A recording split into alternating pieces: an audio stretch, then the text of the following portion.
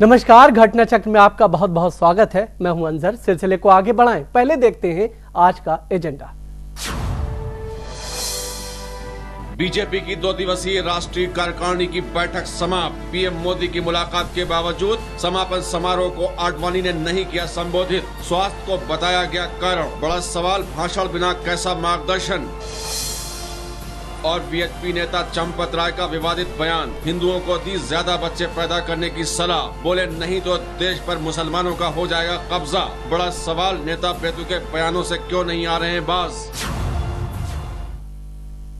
तो आज के एजेंडे में 2 अहम मुद्दे, लेकिन सबसे पहले हम बात करेंगे बीजेपी के राष्ट्रीय कार्यकारिणी की। जो 2 दिवसीय बैठक बेंगलुरु में थी वो खत्म हो चुकी है। आखिर इस बैठक के क्या कुछ मायने वहां से निकल करके आए हैं? जो कार्यकर्ता वहां पर पहुंचे थे, जो सदस्य वहां पर मौजूद थे, आखिर 2 दिन तक जो आत्म मंथन किया गया, जिस तरह से लोकसभा चुनाव में पार्टी की जो शानदार जीत हुई, उसके बाद जिन जिन चैलेंजेस का सामना बीजेपी को करना पड़ा है और आने वाले समय में जो भी चैलेंजेस इस वक्त पार्टी के सामने हैं, उन तमाम विषयों से, उन तमाम मुद्दों से कैसे निपटा जाएगा। जाहिर सी बात है तमाम सदस्यों को ये चीजें समझाई गई होंगी, ये बताया गया होगा कि आखिर बीजेपी किस तरीके से देश को आगे लेके जाना चाहती है, किस तरह से विपक्षियों के साथ उसके ताल्लुकात होने चाहिए। ये तमाम अहम मुद्दे हैं जिस पर विचार किया गया है। लेकिन एक अहम चीज और गौर करने वाली थी, वो ये कि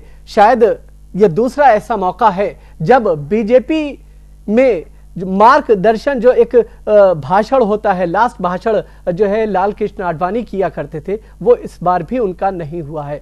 हालांकि जो जिस तरह के कयास लगाए जा रहे हैं, कहा यह जा रहा है कि वो पूरी तरह से सहज महसूस नहीं कर रहे थे और यही वजह है कि उन्होंने भाषण नहीं दिया। हालांकि ये भी बात आई सामने कि उनकी तबीयत खराब थी, इस वजह से जो है ये भाषण नहीं हुआ है। तो दोनों अहम मुद्दों को हम समझने की कोशिश करेंगे, सिलसिले को आगे बढ़ाएं। लेकिन उससे पहले हम अपने मेहमानों का परिचय कराते चले। हमारे साथ इलियास आजमी साहब हैं, आम आदमी पार्टी के वरिष्ठ नेता हैं, पूर्व सांसद हैं। हम उनका बहुत बहुत स्वागत करते हैं। हमारे साथ रामाधार शर्मा जी हैं, कांग्रेस के वरिष्ठ नेता हैं, उनका भी बहुत बहुत स्वागत करते हैं। हमारे साथ पुष्पेंद्र कुलश्रेष्ठ और उपेंद्र प्रसाद वरिष्ठ पत्रकार जुड़े हुए हैं, हम उनका भी बहुत बहुत स्वागत करते हैं। तो सिलसिले को आगे बढ़ाएं। सबसे पहले उपेंद्र जी, हम आपके पास आना चाहेंगे, आपसे समझना चाहेंगे, अगर 2 दिवसीय इस आत्म मंथन की बात की जाए, जाहिर सी बात है चुनौतियां बहुत सारी हैं, चैलेंजेस बहुत सारे हैं, आखिर क्या कुछ निकल करके वहां से आपको दिख रहा है कि क्या कुछ निकला है? किस तरह से ये बैठक रही और इसका क्या कुछ निचोड़ देखने को मिला? देखिए, ये जो बैठक हुई ये तो 3 महीने पर होती रहती है। ये आत्म मंथन या उस तरह से कहना ठीक नहीं होगा, क्योंकि ये रूटीन बैठक है, हर 3 महीने में होती है। अभी है कि 1 साल पूरा होने जा रहा है, अभी हुआ नहीं है मोदी सरकार का, उसके पहले की बैठक है। और दिल्ली चुनाव में जो हार हुई है उसके बाद की बैठक है। तो भारतीय जनता पार्टी जो लगातार जीत की ओर बढ़ रही थी, जीतती जा रही थी, उस पर बहुत बड़ा ब्रेक लग गया दिल्ली में। ऐसा ब्रेक लग गया कि आने वाले जितने भी चुनाव है उनमें जीत के प्रति शंका पैदा हो गई है। तो उस माहौल में जो हो रहा था, हमें लगता है कि जिन मुद्दों को भारतीय जनता पार्टी को उठाना चाहिए था सीरियसली इस कार्यकारिणी में, जिस पर विचार करना चाहिए था, उस पर उसने नहीं किया है। एक तो बड़ा मुद्दा होना चाहिए था कि चुनाव के पहले ये जो डिफेक्शन करवाते हैं दूसरी पार्टियों में, डिफेक्शन करवा करके जो उम्मीदवार देते हैं, और जिस तरह से ये होता है, दिल्ली में तो बहुत बड़ा गलत काम किया इन्होंने कि किरण बेदी को जो बाहर से ला करके, अलग डिफेक्शन नहीं करवा, लेकिन फिर जो भारतीय जनता पार्टी की सदस्य नहीं थी उसको एकाएक मुख्यमंत्री के रूप में पेश कर दिया गया। ऐसा कहीं नहीं हुआ होगा। नहीं तो दिल्ली, इसका मतलब यह है कि दिल्ली पर विस्तार से चर्चा की गई।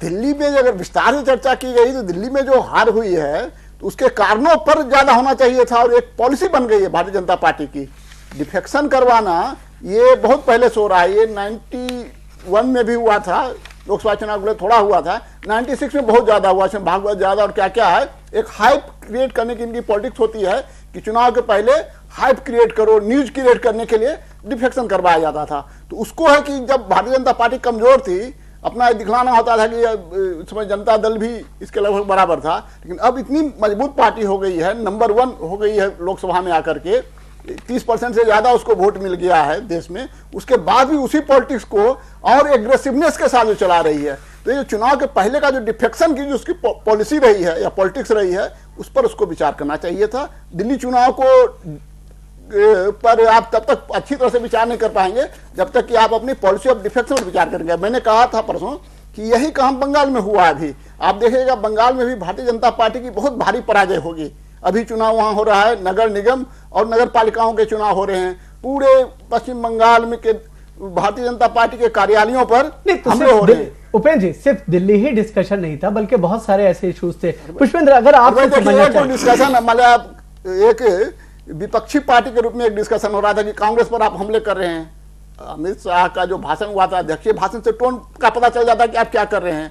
तो आप एक सरकारी पार्टी है, तो सरकारी पार्टी का एक काम नहीं है कि जिस तरह से विपक्ष हमला करता है उसके 5 गुना ज्यादा आप विपक्ष पर हमला कर रहे हैं। आपको परफॉर्म करना है, आपको लोगों को दिखलाना है कि हम क्या कर रहे हैं। उस पर आप देख करके आप विपक्ष का सामना कर सकते हैं, ना कि विपक्ष पर हमला करके कि आपके नेता कहां गायब हो गए, आपके कौन क्या गायब हो गए। इसलिए जो एक सत्ताधारी पार्टी की जो बैठक में जो होना चाहिए था, वो हमें लगता है कि अच्छी तरह से ये जो हुआ है, एग्जीक्यूटिव कमेटी की बैठक हुई है, उसमें वो सही ढंग से उस इशूज को नहीं लिया गया। जो हार जो हुई है, आप सहमत हैं जिस तरह से ये कह रहे हैं कि जो एक सत्ताधारी पार्टी होती है उसका जो जिस तरह से इश्यूज को डिस्कस किया जाना चाहिए था वो पूरी तरह से नहीं हो सका? नहीं, वही है कि वो विपक्ष के रूप में, पता नहीं अभी जो विपक्ष का ये है, कांग्रेस अब इनके लिए क्यों इशू होना चाहिए? जब ये विपक्ष में थे, इनको कांग्रेस से सत्ता हासिल करनी थी, तो कांग्रेस एक इशू हो सकती थी। अभी तो इनके सामने इशू होना चाहिए गवर्नेंस। ठीक है, आपने कहा, दावा किया कि हमारा भ्रष्टाचार कम हुआ, क्योंकि भ्रष्टाचार कम हुआ लोगों को दिखना भी चाहिए।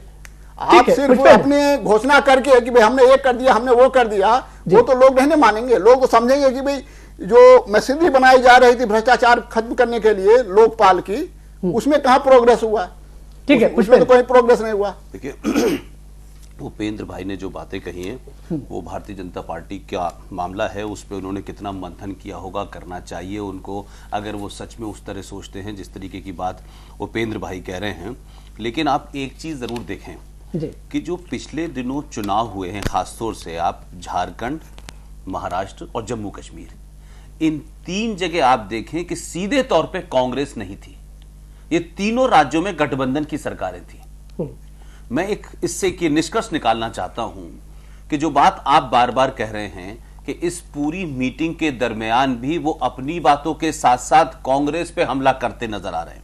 नहीं, ये तय हुआ है, सदस्यों को यह समझाया गया है कि आप विपक्ष का जो भी हमला है उसका करारा जवाब दे। दो चीजें देखिए, दो चीजें। इस वक्त विपक्ष का हमला सिर्फ इतना ही है कि भूमि अधिग्रहण को लेकर के सरकार बैकफुट पर है।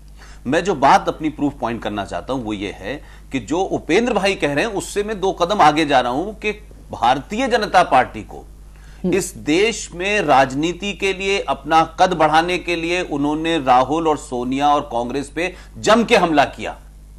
उसका नतीजा सामने है। जिन राज्यों में सीधे तौर पे कांग्रेस पार्टी सामने थी वहां भारतीय जनता पार्टी को एब्सोल्यूट मेजॉरिटी मिली।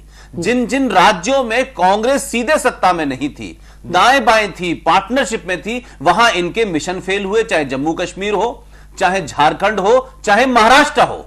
तो ये जो आज इनकी रणनीति है कि बार बार ये कांग्रेस को सेंटर में रखना चाहते हैं, कांग्रेस पे अटैक करना चाहते हैं। इनको लगता है कि जब आप कांग्रेस पे अटैक करते हैं तो लोग ज्यादा यकीन करते हैं इनका, और वही रणनीति है इनकी। बार बार ये बात जो कही जा रही है कि साहब वो दिल्ली का चुनाव है, दिल्ली के चुनाव में कांग्रेस नहीं थी इनके सामने, दिल्ली के चुनाव में आप पार्टी थी। और दूसरी बात जो ये बात उपेंद्र भाई कह रहे हैं कि आपको याद होगा कि जब ये सरकार ने शपथ दी थी तो मेरा ख्याल है दूसरा या तीसरा एक नोटिस जारी हुआ था पीएमओ के यहां से, और कहा गया कि कांग्रेस के दौर में सरकारों में जो लोग पीए थे, ओएसडी थे, उनको नहीं रखा जाएगा। और एक बड़ा जबरदस्त स्वागत हुआ। लेकिन मुझे यह समझ में नहीं आया कि आप पीए और ओएसडी को जो कांग्रेस के दौर के थे, जो एक सरकारी नौकरी पे आदमी है बाबू, उसके रखने पे तो आपने नोटिस निकाला। लेकिन ये पार्टी अजीबोगरीब पार्टी है कि आप जब चुनाव होता है तो कांग्रेस के हाशिए पे पड़े हुए, कांग्रेस के रद्द किए हुए नेताओं को आप सीधे टिकट एमपी की देते हैं और एमपी बना देते हैं। चाहे चौधरी बिरेंद्र का नाम हो, चाहे जगदम्बा पाल का नाम हो। एक तरफ तो आप अपनी पार्टी के लोगों से पीए और ओएसडी रखने के लिए सवाल कर रहे हैं कि साहब इनको नहीं रखना चाहिए, और ये पार्टी दूसरे तौर पे एक आइडियोलॉजिकली आयातित आदमी को इमीडिएट टिकट दे देती है। तो यह विरोधाभास है। लेकिन मेरा मानना यह है कि आप इस रेजोल्यूशन में आज एक चीज देखें, इसमें एक बड़ी बात यह कही गई है कि अंबेडकर जयंती को बड़े धूमधाम से मनाया जाएगा इस बार, और घर घर पहुंचाया जाएगा। अब भारतीय जनता पार्टी सत्ता में आने के बाद सोशल इंजीनियरिंग में लगी हुई है, और उनके सामने सबसे बड़ा जो चैलेंज है वो है बिहार का चुनाव, और बिहार की राजनीति जातिगत उसमें अकड़ी हुई है, और वहां नेता लोग जाति के नाम पे ज्यादा हैं। वहां कांग्रेस का कौन नेता है, वहां बीजेपी का कौन नेता है, ये नहीं पता है लोगों को। क्या ये माना जाए कि जो विकास, जिस तरह से ये दावा किया गया कि विकास को आगे बढ़ाया जाएगा? विकास देखिए, विकास एक स्लोगन है। ऐसा मैं नहीं मानता कि विकासवीर चौहान अभी कल ही पैदा हुए हैं। इस देश में विकास एक सतत प्रक्रिया है, वो चलती रहती है, कम ज्यादा हो सकता है। लेकिन आज की जनरेशन, जो वर्तमान जनरेशन है, जिसका सबसे ज्यादा वोट कांग्रेस को मिला है, उसको यही समझ में आता है। हो सकता है उसकी कास्ट आइडेंटिटी हो, लेकिन वो थोड़ी देर के लिए पीछे है। लेकिन इस देश की जो रियल राजनीति है वो कास्ट बेस है। इसीलिए आप देखिए कि गिरिराज के ऊपर तमाम तलखियों के बावजूद भी सिर्फ एक खेद प्रकट कराया गया। इसीलिए देखिए आपके अभी जो आपका रिशफल होने वाला है, उसमें किसी एक और बड़े बिहार के नेता को कैबिनेट में लिया जा रहा है। तो मैं ये मानता हूं कि जातिगत आंकड़ों को, जातिगत राजनीति को ध्यान में रखते हुए अंबेडकर जयंती को घर घर बनाया जाए, पहुंचाया जाए, बीजेपी के ऊपर से अपर कास्ट का टप्पा हटे। तो ये जो तमाम सारी चीजें हैं कि भविष्य की राजनीति में तमाम एक छोटा सवाल और है यहाँ पर कि जिस तरह से ये 2 दिवसीय जो बैठक थी, इसमें जो समापन भाषण था, माना यह जा रहा था कि शायद लाल कृष्ण आडवाणी इस बार भी भाषण करेंगे, लेकिन ऐसा नहीं हुआ। 2013 में भी ये चीज देखने को मिली थी, और अब 2015 में भी ये चीज देखने को मिल रही है। क्या तमाम चीजें ठीक चल रही हैं? लेकिन मैं ये कहता हूं कि देखिए 2013 में जब नहीं हुआ था, तब नरेंद्र मोदी नहीं थे प्रधानमंत्री, अमित शाह पार्टी के अध्यक्ष नहीं थे, और 2013 में नहीं हुआ तो 2014 में जब अमित शाह पार्टी के अध्यक्ष हैं और नरेंद्र मोदी प्राइम मिनिस्टर हैं, और ये सबको पता है कि नरेंद्र मोदी के प्रधानमंत्री कैंडिडेट बनने से लेकर के उनके प्रधानमंत्री तक के सफर में अडवाणी जी की एक रिजर्वेशन रहे हैं।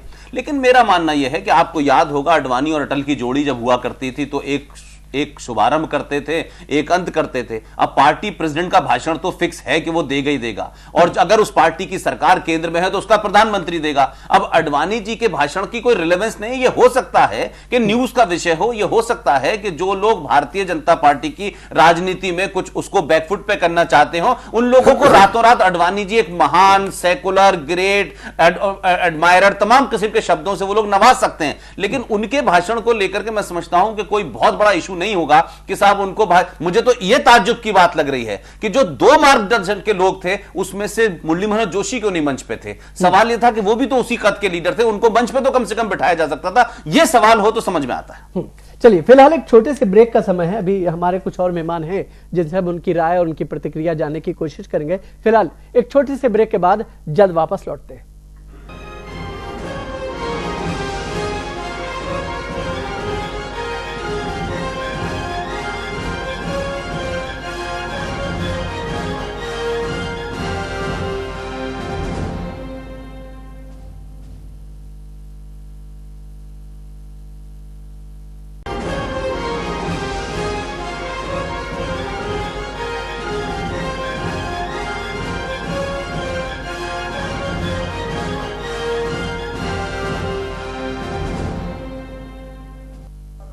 ब्रेक के बाद एक बार फिर से आपका स्वागत है। इस वक्त हमारे साथ एक नए मेहमान अवधेश कुमार जी, वरिष्ठ पत्रकार जुड़े हैं। हम उनका एक बार फिर से बहुत बहुत स्वागत करते हैं।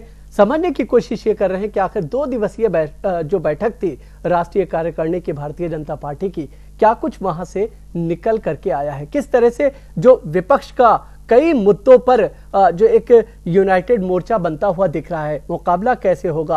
आने वाले समय में कई राज्यों में चुनाव होने वाले हैं, वहां पर क्या जो मोदी का जादू पहले चला था वो उसी तरह से बरकरार रहेगा? उसे बचाए रखने के लिए, जनाधार को बढ़ाने के लिए आखिर पार्टी ने क्या कुछ रणनीति तय की है? ये तमाम चीजें फिलहाल हम समझने की कोशिश कर रहे हैं। इलियास हाशमी साहब, अगर हम आपसे समझना चाहें, ये जो 2 दिवसीय बैठक है, हालांकि राजनीति तौर पर अगर देखा जाए उसमें पॉलिटिकल पार्टीज के लिए इतना कुछ कहने के लिए होता नहीं है, लेकिन आप किस तरह से इस पूरी बैठक को देख रहे हैं? देखिए, कहने के लिए तो ऐलान था कि चिंतन शिविर है, आत्ममंथन होगा। कोई चिंतन या आत्ममंथन हजारों आदमी नहीं कर सकते।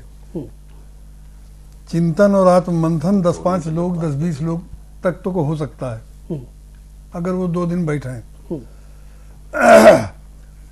ये सिर्फ प्रधानमंत्री के गुणगान का एक मंच था और वो गुणगान कायदे से हुआ। भ्रष्टाचार कम होने का जो दावा हुआ, ये बिल्कुल मज़ाका खेज है, हास्यास्पद है।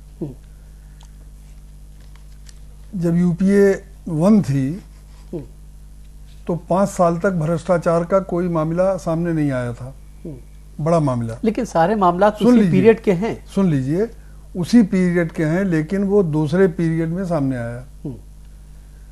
तो बड़े पैमाने पर एक तो यही भ्रष्टाचार है कि सारे जो बड़े पूंजीपति हैं वही सरकार चला रहे हैं, उन्हीं की सारी नीतियां लागू हो रही हैं, सारे फायदे उन्हीं को पहुंच रहे हैं। नतीजा क्या निकलता है? सुन लीजिए, क्या ये क्यों हो रहा है? क्या इसके अंदर भ्रष्टाचार नहीं है? निचले स्तर पर भ्रष्टाचार में 1% की भी कोई कमी नहीं हुई है, बढ़ोतरी भी नहीं हुई है, मैं कह सकता हूं, लेकिन कोई कमी नहीं हुई है। पीएमओ और कैबिनेट स्तर के जो भ्रष्टाचार हैं वो 10 महीने में सामने नहीं आते। पूरी तारीख आप देख लीजिए, कभी 10 महीने या 1 साल में सामने नहीं आए हैं। सामने अगर आए हैं तो 2 साल 3 साल के बाद आए हैं। अब यह है कि भाजपा कांग्रेस पर इतने हमले क्यों कर रही है, इसकी वजह शायद आप लोग समझ न सकें, मैं समझता रहा हूं हमेशा। भाजपा और कांग्रेस में एक तरह की सहमत है, और सहमत ये है कि या तो कांग्रेस पावर में रहे या भाजपा रहे। भाजपा की जरूरत है कि वो कांग्रेस को जिंदा रखे। इस जरूरत के तहत भाजपा कांग्रेस पर अटैक करती है और करती रहेगी। आम आदमी पार्टी कभी कुछ मतलब ना बोलने दीजिए, नहीं सवाल कर लेता हूँ बच वैसे नहीं, ठीक है। भाई बुजुर्ग आपने मेरे मन का सवाल किया है, वो उन तक पहुंच गया। आम आदमी पार्टी कभी कुछ तथ्य और सत्य देख के भी बोलती है कि वो अरविंद केजरीवाल की का सबको एक ही प्रकार के रोग लग गए हैं आपके जैसे बुजुर्ग आदमी को। देखिए, मैं बता दूं आपको कि आम आदमी पार्टी की जो कमियां आपसी झगड़े में सामने आई हैं, उन कमियों के बावजूद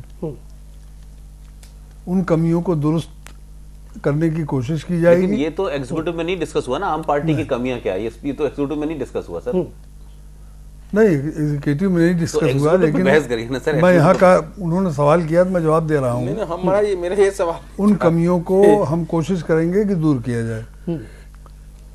बात हो रही थी कांग्रेस की, कांग्रेस और भाजपा बात भाजपा के एग्जीक्यूटिव कमेटी की बैठक की हो रही है जी। नहीं, ये सवाल था ना कि कांग्रेस पर ही हमले क्यों कर रही है भाजपा? नहीं, पूरा विपक्ष है इस वक्त। 5 साल तक कांग्रेस पर भाजपा हमले करती रहेगी और कांग्रेस की कोशिश होगी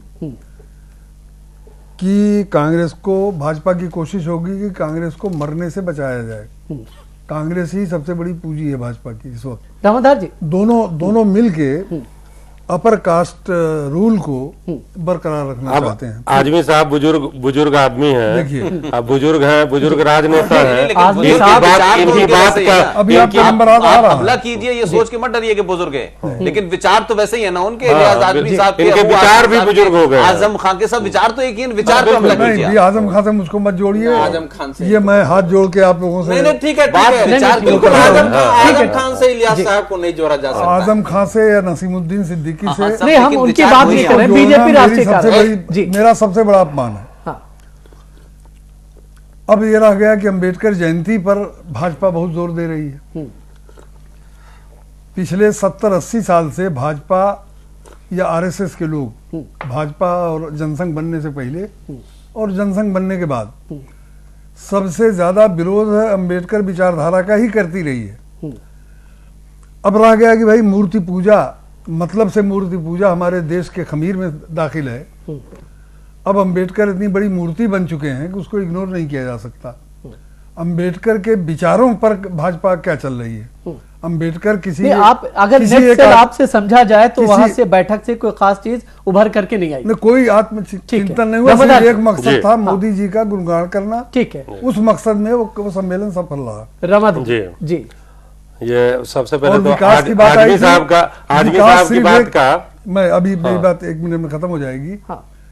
विकास मोदी जी का एक नारा है जो इलेक्शन से शुरू हुआ था लोकसभा के और अब तक जारी है, लेकिन जो जनरल विकास हो रहा था उसका भी कहीं अता पता नहीं। ठीक है, पीएमजीएसवाई का फंड बढ़ता ही जा रहा है। पीएमजीएसवाई की एक सड़क भी दूसरे भी अभी कुछ लोग और हैं हमारे साथ। जी रमादास जी उसमें कटौती हो ये गई। बैठक जो थी भाजपा के का जो पॉलिटिकल रिजोल्यूशन आया है सामने, ये नेशनल एग्जीक्यूटिव पहले जो इल्जाम यहाँ आजमी साहब ने लगाया कि बीजेपी और कांग्रेस मिले हुए हैं। अभी देखिए आप ये पापिये या दूसरे और जो ऐसे क्षेत्रीय दल हैं जो आपस में सरफुटौल करके सामने आ रहे हैं, उनकी किसी बात का जवाब देना मैं उचित नहीं समझता। दिल्ली की जनता देख रही है इन 2-4 महीनों में कि दिल्ली की स्थिति क्या हो गई है। ठीक है, ये क्या देखिए, एक पुरानी बात है, आप ही के चैनल में किसी बड़े सीनियर आदमी ने कहा था कि लोभियों के देश में ठग भूखे नहीं मरते।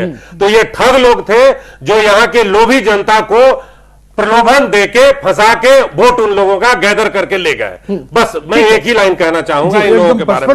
अब आगे की बात मैं कहता, 55, 58, 75 ले जाइए, क्या फर्क पड़ता है उससे। अब देखिए, अब आप नेशनल एग्जीक्यूटिव कमेटी की जो बैठक हुई है या जो भाजपा का बैठक हुआ है बेंगलोर में, चिंतन शिविर, मंथन शिविर, जो भी कहिए, इसमें इसके 2 भाग थे। एक भाग तो इसमें यह था कि जो भाजपा की नाकामियां हैं उन नाकामियों को छुपाने का इसमें प्रयास हुआ। काले धन वापसी के मुद्दे पर कोई चर्चा नहीं हुई। हाँ, एक बात जरूर कही गई कि हमारी सरकार ने एसआईटी का गठन किया।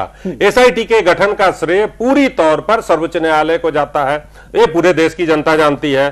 फिर ये विकास की गाड़ी के बारे में कहा गया कि विकास की गाड़ी 9 महीना 9 दिन चुकी हो चुका है, इसलिए विकास का जन्म हो चुका है और विकास की गाड़ी बड़ी तेजी से दौड़ रही है। ये भी देश की जनता देख रही है कि क्या विकास हुआ इन 9-10 महीनों में। कहीं विकास हो ही नहीं। कुछ घरानों को मजबूत करने की एक मैंने बड़ी सुनियोजित ढंग से एक साजिश चल रही है। दोनों एक हो गए, ये साजिश चल रही है। और विरोधी दलों की शिकायतें आज के दिन में आप देखें तो इस मंथन चिंतन शिविर में जो दूसरे दलों की सरकार राज्यों में है, उनकी जो भी शिकायतें हैं वो दिन प्रतिदिन बढ़ती जा रही हैं। इस विषय पर भी कोई कानून नहीं बना।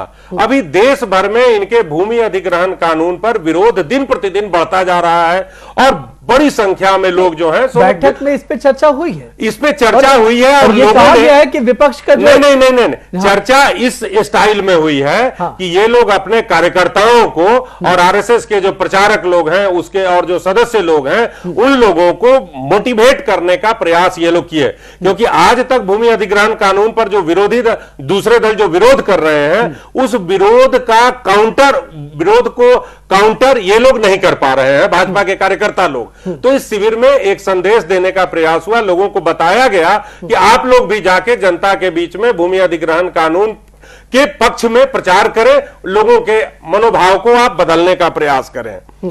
हरियाणा में एक बड़े ईमानदार अधिकारी थे जिनके बारे में भाजपा के लोग जो है सो मिस्टर शायद खेमका नाम था उनका पूरा, अशोक खेमका या क्या, भाजपा के लोग बड़े जोर शोर से फला प्रकरण, ढिमका प्रकरण, ये ईमानदारी के एक प्रतिमूर्ति है, ये सारी बातें कही उन लोगों ने। आज भाजपा की सरकार वहां है, ये ट्रांसपोर्ट कमिश्नर थे, ट्रांसपोर्ट डिपार्टमेंट में उनका अपना ट्वीट है मिस्टर खेमका का, वो कहते हैं कि मैंने ट्रांसपोर्ट डिपार्टमेंट में भ्रष्टाचार को मैं समाप्त करने का प्रयास किया, इसलिए मेरा स्थानांतरण कर दिया गया। नक्शे कदम पे तो बीजेपी चल रही है, तो हमारे नक्शे कदम पे चल रही है तो इस जनता को क्या मिला? मैं तो पहले ही कह चुका कि लोभियों के देश में ठग भूखे नहीं मरते। लोभियों की संख्या बढ़ गई थी, इसलिए ठग लोग शासन में आ गए। जो एक बात और, आज आपने एजेंडा में रखा था मिस्टर आडवाणी जी को।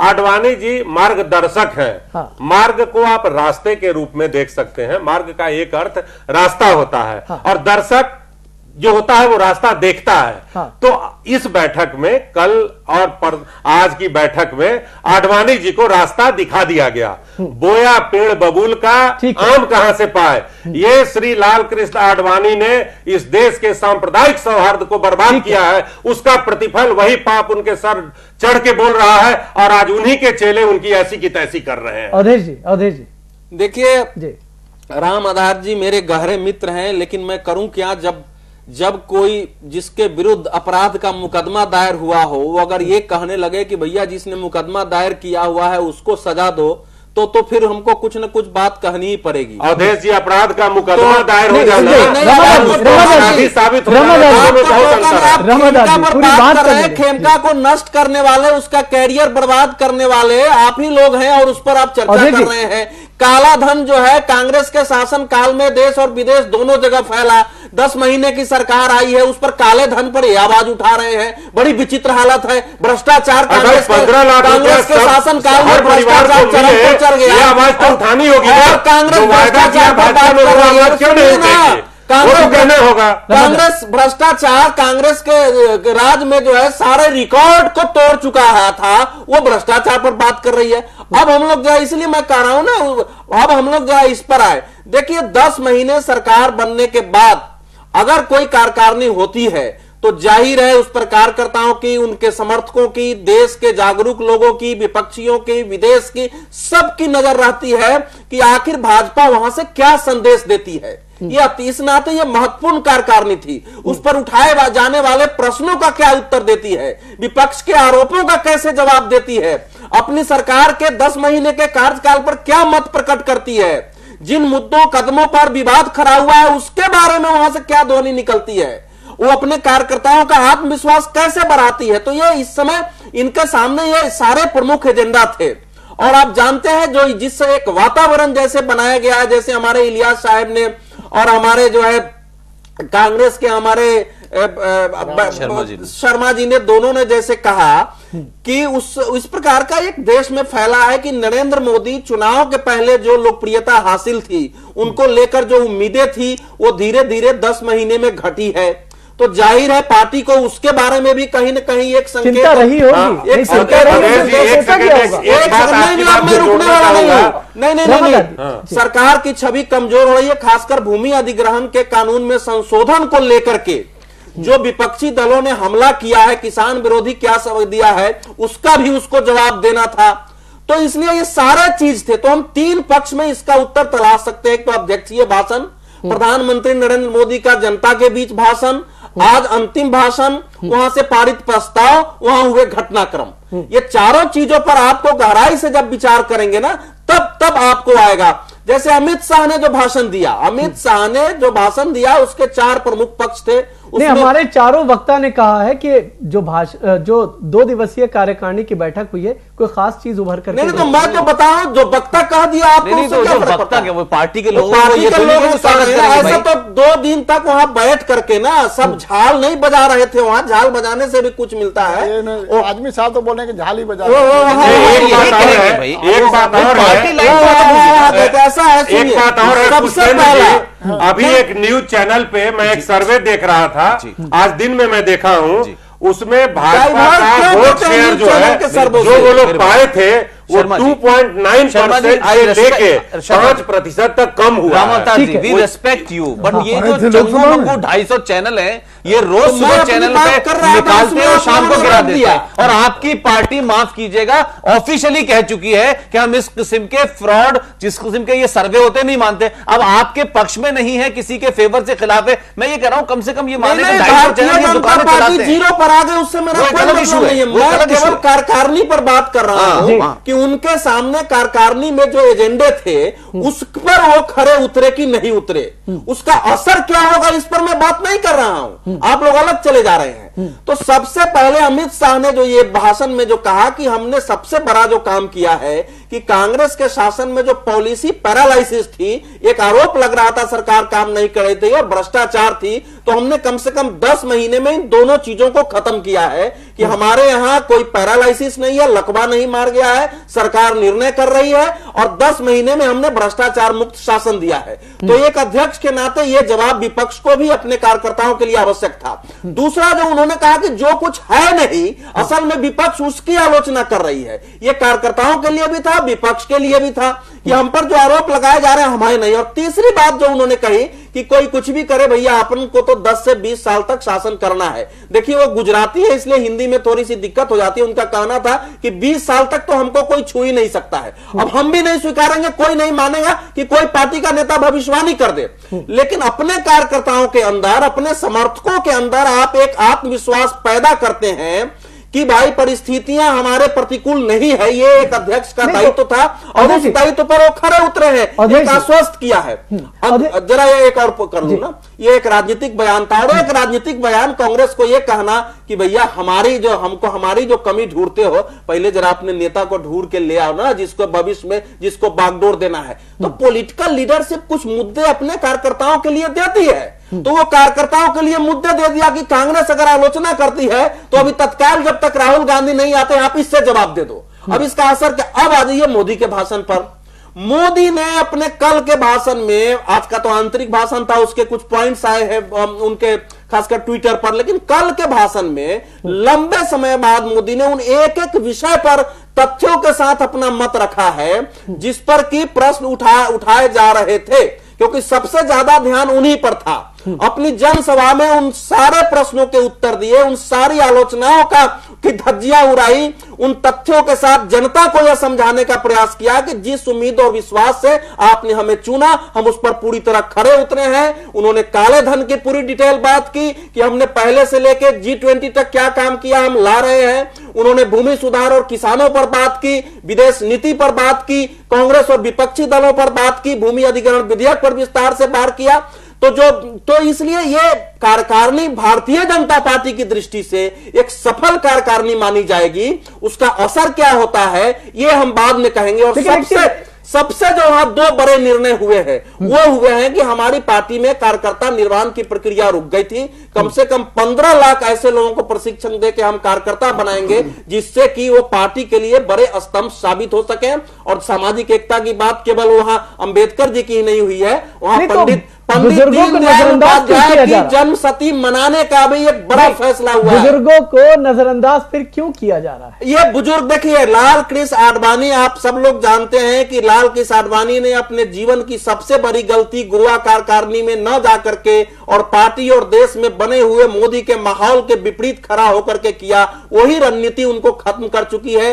लाल कृष्ण आडवाणी को बोलने के लिए किसी ने रोका नहीं था, केवल उनको यह कहा गया था कि इस समय भाषण में आपको इतना ही है कि जरा कार्यकर्ताओं का उत्साह बढ़े और विपक्ष को जवाब मिले। इस पर कंसंट्रेशन सभी नेताओं को कहा गया था कि इस कार्यकारिणी का हमारा पूरा जो फोकस होगा वो होगा कि देश में कार्यकर्ता समर्थकों का आत्मविश्वास बनाए रखना और विपक्ष को जवाब देना। इसके बाहर की कोई बात इस कार्यकारिणी में नहीं होनी चाहिए, यह था।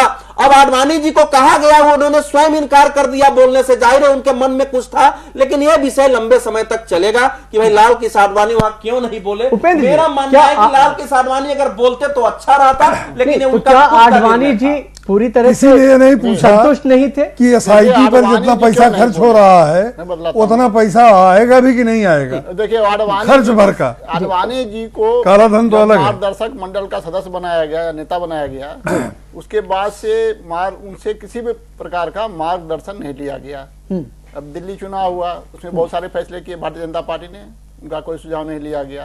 किरण बेदी को दिल्ली में मुख्यमंत्री उम्मीदवार के रूप में पेश किया भारतीय जनता पार्टी ने, उसमें भी आडवाणी को नहीं लिया गया, जबकि आडवाणी की राजनीति का एक महत्वपूर्ण केंद्र दिल्ली रही है। दिल्ली से लोकसभा के भी सांसद रहे हैं, वो चुने गए हैं, तो आडवाणी को नहीं लिया। फिर वहाँ कश्मीर का जो इशू हुआ, PDP के साथ जो समझौता हुआ, उसमें भी नहीं लिया गया। मतलब किसी भी स्तर पर लाल कृष्ण आडवाणी से सलाह मशविरा नहीं किया जा रहा है। सरकार की तो बात छोड़ दीजिए, पार्टी का जो डिसीजन है उसमें भी नहीं। तो वो कुछ भड़ास निकालने वाले थे, आडवाणी नहीं, तो जी। क्या लेकिन आडवाणी जी को जाए? कहा गया कि नहीं, आप वही बात, पॉजिटिव बात बोलेंगे जो कि सुनने में हम लोगों को अच्छा लगे, कार्यकर्ताओं को अच्छा लगे। सभी तो नेताओं आप- के लिए था हाँ, इस बात। हाँ, तो सब सभी- लोग, तो उसको उन्हें पसंद नहीं आया कि अगर हम भाषण देते हैं तो हमारी बात सामने आनी चाहिए ना। तो नहीं, इसीलिए उनको लगा कि अगर हम कुछ बोलेंगे तो लोग और खराब हो जाएगा, तो स्थिति और ज्यादा बिटर न हो, ज्यादा स्थिति और खराब न हो जाए, कोई अप्रिय न हो जाए। एक है चाणक्य नीति है कि न ब्रियात सत्यम अप्रियम। अच्छा, क्या ये तो अगर देश में- अगर सत्य अप्रिय हो तो नहीं बोलना चाहिए। तो इसी चाणक्य नीति का पालन करते हुए लालकृष्ण आडवाणी को लगा कि चलो अप्रिय बात हम क्यों बोले, इससे बेहतर कि कुछ बोले ही नहीं। अच्छा, क्या बोल सकते थे उपेंद्र जी, आप एक बड़े पत्रकार हैं। नहीं, बोलते हैं कि भाई हमें डंप कर दिया है, मार्गदर्शक मंडल बना, अगर आपने नहीं, गलत निर्णय कहीं लिया ना है, कहीं मेरा इसमें- इतना इसमें experience इस है, चीज का अंदेशा रहा होगा। तो मैं अमित शाह से अच्छा, ठीक है, मैं ज्यादा समझता हूँ। एक प्रश्न और लेकिन उपेंद्र जी। दिल्ली में ठीक है, मान लिया हमसे आपकी। नहीं पूछा गया। आडवाणी जी के उसमें- नहीं बोलने से इस समय भारतीय जनता पार्टी के सेहत पर, भारतीय जनता पार्टी के कार्यकर्ताओं पर जो कार्यकारिणी का उद्देश्य था उस पर कोई विपरीत असर पड़ने की संभावना आपको दिखती है? नहीं, कोई नहीं, संभावना लेकिन नहीं दिख- नहीं, अध्यक्ष जी पार्टी को यहाँ तक लाए हैं, ये अरे भाई, जो है भैया, प्रधानमंत्री एक नरेंद्र आदमी से मोदी पार्टी कहते नहीं हैं। आती है। उन्होंने कहा आप कि ये यहाँ तक गलतफहमी पहुंचाने के लिए है, उनका यही काम है गलतफहमी है सारा, आपको। फिर अचानक इग्नोर अरे कर भैया, दिया। दुनिया में मुझे भी एक पहुंचाने आदमी में। से पार्टी यहाँ तक नहीं आती है, उनको रथ पर चढ़ाने वाले दूसरे लोग थे, रथ की योजना बनाने वाले दूसरे लोग थे, रथ कहां कहां जाएगा, समूचे देश में कार्यकर्ता लगे थे। दुनिया में कोई एक व्यक्ति चेहरा आप जरूर बनाते हैं, लेकिन सब उनका योगदान तो है ही है, इसमें कोई दो मत नहीं है। नहीं, उस योगदान को अडवाणी के एपिसोड में एक चीज और इम्पोर्टेंट लेकिन इस समय योगदान है भैया, लेकिन सवाल यह है कि कोई पहलवान अगर वो बूढ़ा हो जाता है तो उसको खलीफा बना के खाट पर बैठाया जाता है कि तुम देखो नए पहलवान की गलती हो बताओ। अगर वो फिर भी लड़ने के लिए कूद पड़ेगा तो वो पराजित होगा, वो पटक दिया जाएगा। तो आडवाणी जी अगर इस संकेत संदेश को नहीं समझे तो ये उनका दोष है, हम क्या कर सकते हैं उसमें। अब्दुल रहीम खान खाना साहब का एक बड़ा ये था कि निंदक नियरे राखिए आंगन कुटीर छवाए। ये अपनी पार्टी को भी जरा आजमी देखिए। साहब तो क्या ये माना जाए कि कांग्रेस लाल को भी कृष्ण जरा आडवाणी देखिए। साहब को पटक दिया गया, जैसा उद्धव जी कह रहे हैं? करने की तैयारी अब आप हर बार यही घोषित करे, दिलाते क्यों नहीं है? अंदर आप एक सवाल प्रवक्ता बोल नहीं रहे नहीं है, कहते हैं प्रवक्ता, बनवाते क्यों नहीं है? चलिए, उसमें तो मदद करेंगे बनवा नहीं, दे, बनवा तो दीजिए कम से कम, हम ठीक तो है, पूछते ही अंदर- नहीं है बीजेपी। क्योंकि फिर वो आडवाणी को आसिफ भाई को बोलने दीजिएगा, मैं सिर्फ एक छोटी बात। जी। आपको याद होगा कि कर्नाटक का चुनाव जब चल रहा था और भारतीय जनता पार्टी सत्ता में थी, येदियुरप्पा वहां एक पिलर की तहत थे, अडवाणी जी ने जो लाइन ली थी भ्रष्टाचार के खिलाफ, सरकार चली गई उससे। तथाकथित सरकार चली गई। और मेरी बात जो मैं कहना चाह रहा हूं, रेलेवेंस ये है कि 54 सीटों पे भारतीय जनता पार्टी जितने वोटों से हारी कांग्रेस से कर्नाटक में, उतनी ही येदियुरप्पा की पार्टी को वोट मिला। येदियुरप्पा के जाने के चक्कर में साउथ में जो पहली बार बीजेपी को सफलता मिली थी, वो अडवाणी जी के अथाह ज्ञान के चक्कर में चली गई। राजनीति में प्रैक्टिकलिटी ज्यादा होती है, आइडियलिज्म बहुत कम होता है। उसी जगह येदियुरप्पा सामने बैठे हुए थे, अडवाणी जी उसी बंगलौर में थे। मुझे लगता है कि यह सबको पता है कि अडवाणी जी जिस तरीके की आइडियल पोजीशन लेते हैं, 2009 के चुनाव में प्रधानमंत्री पद के घोषित हुए थे, कितनी उनकी भुजाओं में ताकत थी वो दिखा चुके थे। अब आप बार बार यह कहें कि अडवाणी जी को नहीं बुलाया गया, तो ये तमाम सारे लोग जो तारीफ ये जो तारीफ कर रहे हैं, इन सबकी दिक्कत यह है कि जब अडवाणी थे तो इन्हें दुनिया का सबसे खतरनाक आतंकवादी अडवाणी लगता था और ये महान बताते थे। लेकिन अब इनको मोदी फास्टेस्ट लगता है क्योंकि इनकी राजनीतिक सेहत के लिए एक जो है बड़ा भूत खड़ा रखने की आदत है। आजमी साहब जी, देखिए अडवाणी जी को नहीं सिर्फ आडवाणी जी का मसला नहीं है, जितने भी बुजुर्ग नेता है, चूंकि मुरली मनोहर जोशी भी स्टेज पे नजर नहीं आए, स्टेज पर 4-5 आदमी नजर आ रहे थे। मेरी नज़र में वो कोई बड़ी बात नहीं थी। अडवाणी जी को कोई बंगलौर में धक्का नहीं लगा है, बहुत पहले लग चुका था और बहुत पहले उनको किनारे किया जा चुका था। उनको किनारे करने की शुरुआत उस वक्त हुई थी जब उन्होंने कराची में बयान दिया था जिना पर और एक सच्ची बात कही थी जो भाजपा में मुमकिन नहीं है। देखिए ये लिहाज आपको सच्ची बात इसलिए लगेगी कि अडवाणी ने कह दी है। ठीक है, रुक जाए। नहीं, अडवाणी ने सच्ची बात नहीं, कही। आपको तो हर मुसलमान के बारे में भी बात कही अच्छी लगेगी आपको। उसमें मुसलमान तो नहीं, हाँ, जिना के बारे में लिखा था ना। वो जिना के बारे में लिखा था वो तो आपको सच्चाई सच्ची थी। लगेगी? आप अपनी वो बात सच्चाई थी, उस पर मैं 2 घंटा आप बात सच्चाई, कर सकता था। पाकिस्तान बात के करें, क्रिएशन आप से बात लेके करें। हर चीज में सच्चाई है आपके लिए। नहीं, मैं कह रहा हूँ वो जी। सच्चाई थी। जी और मैंने पार्लियामेंट में भी यही कहा था कि अडवाणी जी आपने एक सच्ची बात कही है, उसका नतीजा आप भुगत रहे हैं, तो आगे आप ही भी लोगों भुगत ने सकते हैं, सत्यानाश करवा दिया उनका। लेकिन आप डटे नहीं, सच्ची रहिए। बात तो आरिफ मोहम्मद खान ने भी कही थी, उसको आपने हिल्ले लगा दिया। नहीं, सच्ची आप बात नहीं डटे कही थी रहिए उसने। पाकिस्तान और के लोगों ने उसका कहा फल भी आपको चाहे दुनिया में न मिले, लेकिन उसका फल मिलेगा इतिहास में कि आपने भाजपा का इतना बड़ा लीडर और चेहरा होते हुए भी हम आपने इस सच्ची बात चीज को कही थी। डिस्कस देखिए नहीं कर रहे हैं जहां कॉर्नर हो मुसलमान क्योंकि- वहां ये कर देते हैं। जी और अडवाणी जी डटे हुए हैं हाँ उसी पे 87 साल की उम्र में नहीं, भी। यही वजह है इग्नोर होने की।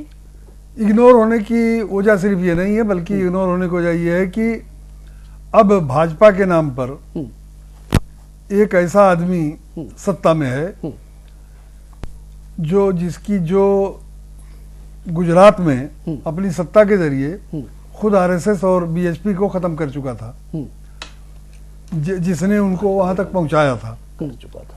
अब एक ऐसा आदमी है जो अपने आगे बराबर के कद के किसी आदमी को देख भी नहीं सकता। ये एक फितरत है उस इंसान की, उसकी असल वजह तो वो है। लेकिन अडवाणी जी के डाउनफॉल की शुरुआत कराची वाले बयान से हुई चलिए और उस पर अडवाणी जी आज भी डटे हुए हैं।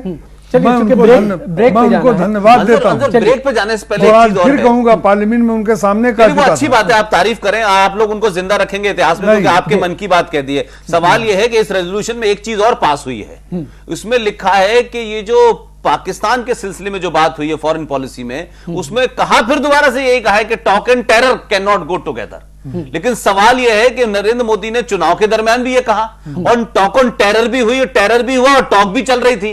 क्या इसके बावजूद भी जो बातचीत करने की बात चल रही है, क्या फिर यह होगा कि सिर्फ यह नारा ही है हिंदुस्तान के एक वर्ग को खुश करने के लिए कि हम टेरर और टॉक बात नहीं करेंगे, और उसके बाद भी हम बातचीत करते रहेंगे, और उसी के जो एजेंट है, जिसको कह सकते हैं पाकिस्तान के पेज एजेंट के साथ मिलकर आप सरकार भी बनाएंगे और कहेंगे talk and terror not go together. तो यह भी देखने की बात होगी। चलिए फिलहाल एक छोटे से ब्रेक का समय है, ब्रेक के बाद जल्द वापस लौटते हैं। है।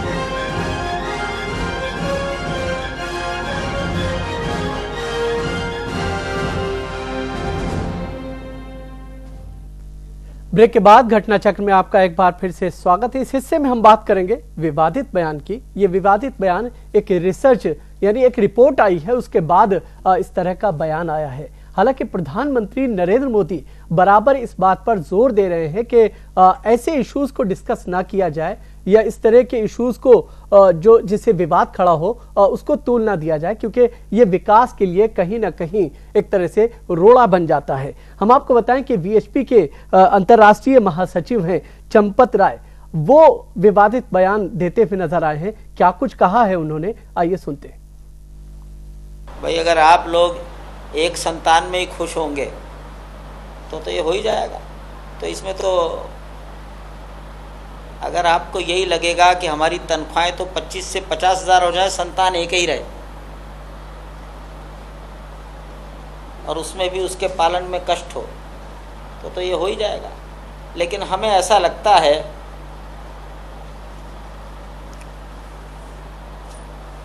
कि इस्लाम भारत से पराजित होकर गया है, विजित होकर नहीं गया।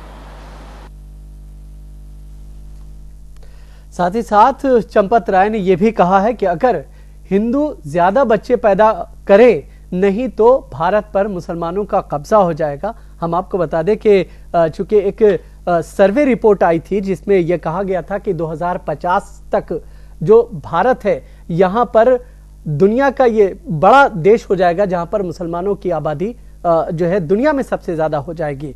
इसी संदर्भ में माना जा रहा है कि ये पूरा बयान सामने आया है, और इस चीज को लेकर के फिलहाल बहस छिड़ी हुई है कि क्या जिस तरह से विवादित बयान न देने की पीएम नसीहत कर रहे हैं, बावजूद इसके इसका कोई असर नजर आता हुआ नहीं दिख रहा है। पुष्पेंद्र, आपसे समझना चाहेंगे कि आखिर आखिर इस तरह से चीजें हो रही हैं?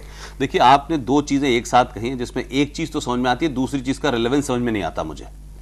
एक रिपोर्ट अमेरिका की किसी Pew research centres religious profile नाम की दुकान, अरे हमारे आका का है भाई, अरे भाई इसलिए उस पर तो आंख बंद करके ही मान लाना है भाई।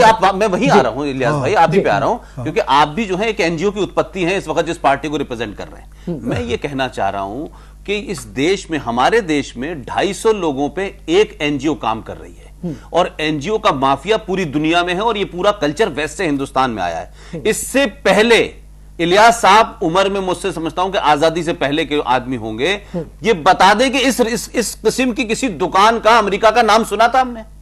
और आज ये जो आई है पीयू रिसर्च रिलीजियस प्रोफाइल करके, और इसमें जिस पस मंजर में ये बातें कही जा रही हैं, उसमें मुझे लगता है क्रिश्चियनिटी का, जिस तरीके से आईएस का एक मामला चल रहा है, कहीं कोई नाइजीरिया में मार रहा है, पूरी दुनिया के अंदर है, कहीं रिलीजियस कन्वर्जन का मामला है, कहीं रोका जा रहा है। मुझे लगता है कि ये रिपोर्ट जो है, पहली उस मांग उस पर तो मेरी यह है कि इस किस्म की जो एनजीओज हैं अमेरिका में बैठी हुई, जो भारत के लोगों को तब समय समय पर बहुत से विषय बताने लगते हैं कि आपके लिए न्यूक्लियर जो है वो एनर्जी ठीक नहीं है, आपके लिए खेती ये वाली ठीक नहीं है, आपको ये खाना चाहिए, आपको ये नहीं खाना चाहिए, और सारा कचरा पूरी दुनिया का हिंदुस्तान में बेचते हैं। इसलिए मैं इस पूरी रिपोर्ट को सिरे से इसलिए खारिज करता हूं, ये पता नहीं किस माफिया और एनजीओ फ्रॉड की रिपोर्ट है, पहली बात। दूसरी बात यह है कि चंपत राय ने इस रिपोर्ट के ऊपर अपनी प्रतिक्रिया दी है।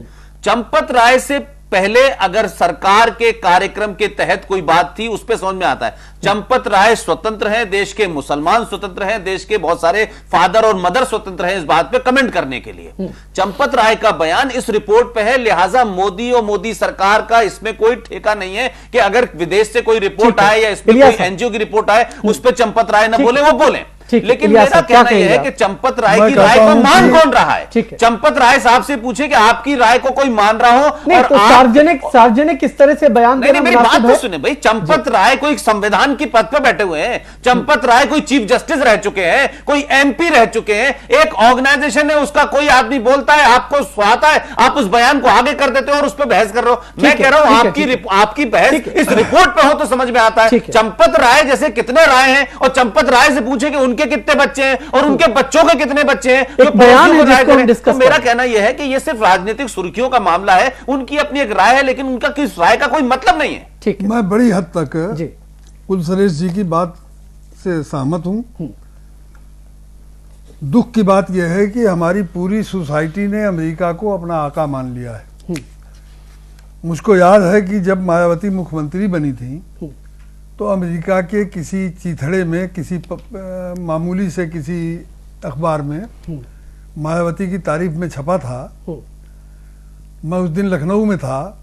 दिन भर पूरी सरकार सिर्फ उसकी वाहवाही और उसका मुबारकबाद देने के लिए गुलदस्ते लेके मायावती के यहाँ पहुंचती रही। दिन भर कोई काम नहीं हुआ कि अमेरिका में छप गया। ये सच्चाई है कि हम 3000 साल से गुलाम रहे हैं। गुलामी हमारे खमीर में दाखिल है। चाहे हम बिल्कुल आज़ाद हों, और बिल्कुल आज़ाद हैं, इसलिए कि यहाँ चुनाव होते हैं, और चुनाव में जनता को कम से कम चुनाव की हद तक तो हम बिल्कुल आज़ाद हैं। लेकिन मानसिक गुलामी जो है वो ख़त्म नहीं हुई, और अब हमने अमेरिका को अपना आका मान लिया है। अमेरिका में किसी दो कौड़ी के किसी मोहल्ले में छपने वाले अखबार में भी अगर हमारी तारीफ छप जाए तो हम उसको फ्रेम करा लेते हैं, हम उसको फ्रेम करा के रख लेते हैं। ठीक है रमजान, वरना वो इस लायक भी नहीं है। इस तरह के मैं पूछता हूँ कि जब भारत आजाद हुआ, बहुत कम कितना दिन हो गया? उस वक्त 12 पॉइंट कुछ मुसलमानों की आबादी देश में थी। 70 साल में वो आबादी अब 13% पहुंची है जनगणना के हिसाब से।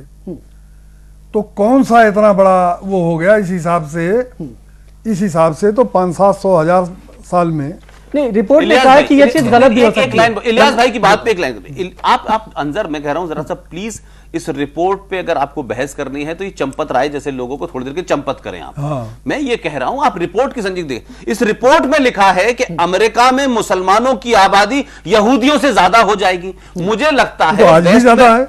नहीं, मैं ये कह रहा हूं कि हिंदुस्तान में 2050 में वो दुनिया के नंबर 1 यहां हो जाएंगे, हिंदू तीसरे नंबर पे चले जाएंगे, बगैर धर्म मान, ये सारी रिपोर्ट मुझे लगता है जिस तरीके की अमेरिका की राजनीति चल रही है पूरी दुनिया के अंदर, जिस तरीके से वो एक्सपोज हो रहा है, ये कहीं क्रिश्चियंस के अंदर, कहीं मुसलमानों में, कहीं हिंदुओं के अंदर एक ऐसा डर पैदा करने की कोशिश कर रहा है जिससे ऐसा लगता है कि अगर ईसाई बढ़ गए तो मुसलमान पीछे चले जाएंगे, मुसलमान आगे बढ़ रहे हैं तुम डर रहे हो। हिंदुओं से यहां कहा जा रहा है देखिए हिंदुस्तान में मुसलमान बढ़ने वाले, इस तरह के कंफ्लिक्ट को ये रिपोर्ट जन्म दे रही है। ये देश में पूरी दुनिया में कंफ्लिक्ट पैदा करना चाहते हैं ताकि इनका एजेंडा चलता रहे। बिल्कुल, बहुत कम शब्दों में जी। ये अमेरिका का पहले से ये हिंदुस्तान की ताकत से डरने वाले लोग हैं। 60 के दशक में ही अमेरिका को अनुमान हो गया था कि हिंदुस्तान कहां पहुंचेगा, तो वो सबसे पहले हमारे एग्रीकल्चर को बर्बाद करने के लिए जो गेहूं तो उस समय भेजा, नहीं देनी चाहिए, एकदम तवज्जो नहीं देनी,